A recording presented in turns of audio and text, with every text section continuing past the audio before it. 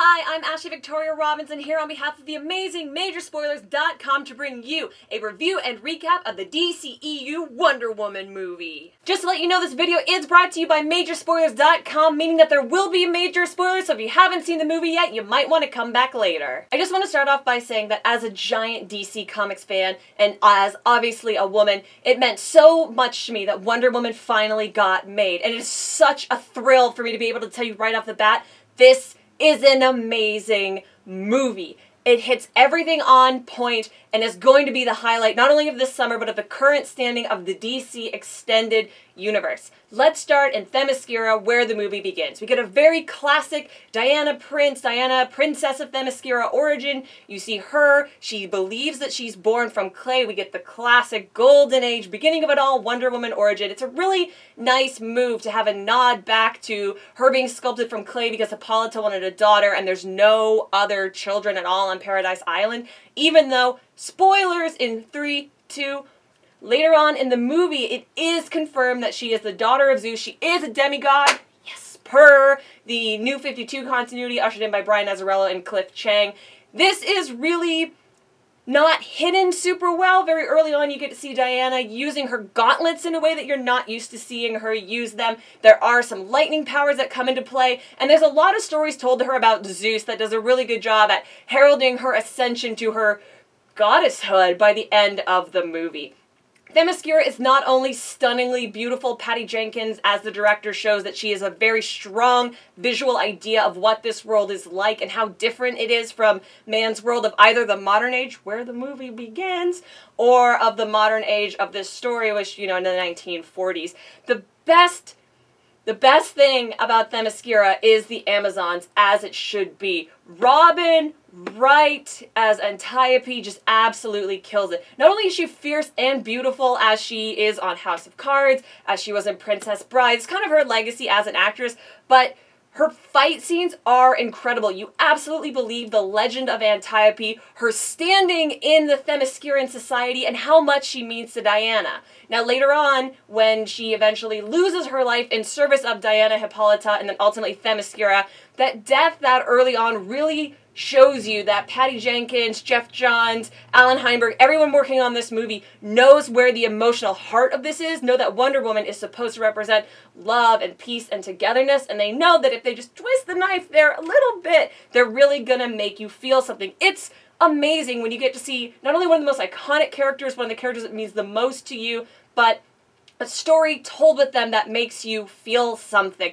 I had a very visceral, emotional reaction to Diana's growth and to seeing the Amazons. As a female, it's really easy to say that we've been disserviced by comic book movies, by the comic book industry as a whole, and Wonder Woman, takes that on the nose, and it proves that you can have these amazing characters doing amazing things. That's what is the cornerstone of making this movie incredible. Coming out of this early origin, of course, is Gal Gadot's Wonder Woman. She kills it. She is easily one of the best parts of Batman v Superman: Dawn of Justice. We all knew going into this movie that she had a high bar to clear and that she was probably capable of it. It's amazing to be able to say that within the first act, she clears it. She is Wonder Woman. She can handle the emotional depth, she can handle the physicality, and we do get quite a few Zack Snyder slow-mo homage moves throughout her fighting as it moves along, and it's incredible. And when you can tell it's her, when you get a facey stunt, it's really impressive to see how she is willing to take on the more physically challenging aspects of this character in the same way that we've seen people like Stephen Amell do it in the DC television universe.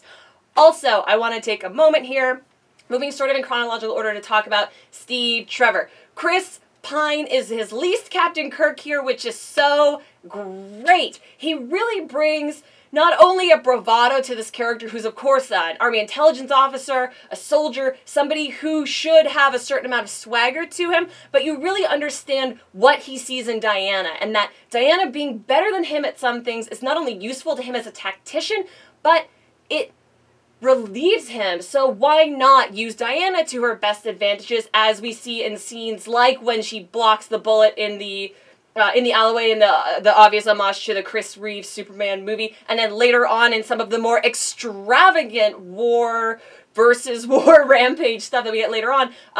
He uses that to his advantage, it helps him ultimately serve his goal, and it makes him more attracted to her. Wonder Woman does a great job at establishing the importance of Steve Trevor in her life and putting him as a romantic lead on par with characters like Selina Kyle and Lois Lane that you think of when you think of great superhero love stories. Unfortunately, he's probably not making it into any other movies in the DCEU, barring a very specific throwback. We're probably not going to get any more scenes with him. I think that makes Chris Pine's really excellent work in this movie all the more precious, and I'm so glad that these two have such great chemistry together. I mean, kudos to them. Kudos to the casting. It's outstanding. On top of that, Lucy Davis as Etta Candy, who of course is one of the most iconic Wonder Woman supporting cast members. I mean, on par with Jimmy Olsen as far as supporting cast goes. Kills it. She is so funny, and that again is a great strength that Wonder Woman has. It brings a lot of comedy and levity to the movie without not taking the subject matter that it's dealing with as seriously as possible. The thrust of the movie is not only Diana going to man's world and trying to be this ambassador for the Amazon way of life and ultimately for peace, but it is her learning the difference between a romanticized version of war and what war is actually like. And in that, when you can bring in true moments of levity, it helps balance some of the more extreme moments that come later on. For example, when Diana saves a village only to have it gassed later by Dr. Poison and some of the evil German types, you get to see her suffering more for it. It's a tough lesson for her to learn. So ultimately driving towards the third act where she has gone through this entire journey physically from her home to man's world, across the theater of war to the front, she's going there because she thinks that if she defeats Ares, it'll save everything. And that is naive because people are more complex than that. Society's more complex than that. Combat's more complex with that. And watching Diana struggle with that and watching her have to learn that being humanity's savior is tougher than she believed from fairy tales is a wonderful lesson to put a superheroic character through, and Gall carries it very well. I'm not gonna spoil who Ares turns out to be, but he, of course, is not who we think he is.